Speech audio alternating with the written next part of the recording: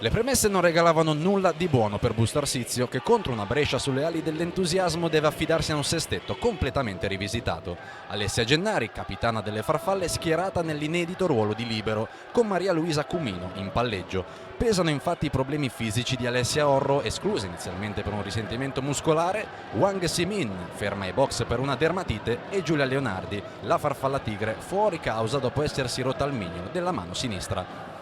Le ragazze di Mazzola dal canto loro vogliono dare continuità agli ottimi risultati delle scorse settimane, puntando su un servizio che si presenta alla sfida come il più in forma del campionato.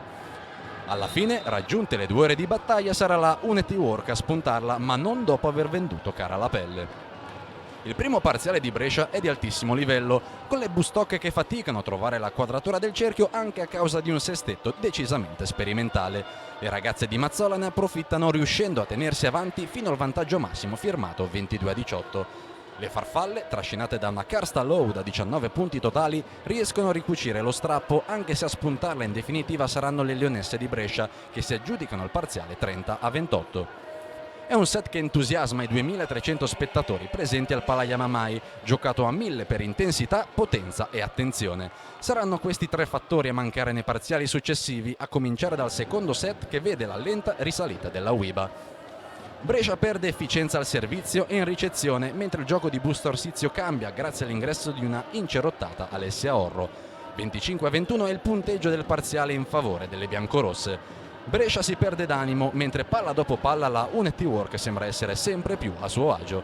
Il terzo set ha un nome e un cognome, ancora una volta è Karsta Low a prendersi Busto Arsizio sulle spalle e a trascinarla al 25-18. I numeri parlano da soli, sono 8 i punti nel terzo set per l'americana, che con il 71% in attacco prepara il colpo di grazia per Brescia.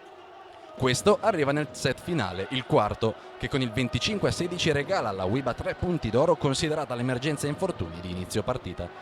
Brescia torna a casa con più di qualche rammarico, soprattutto per non aver ripetuto l'eccellente prestazione del primo set.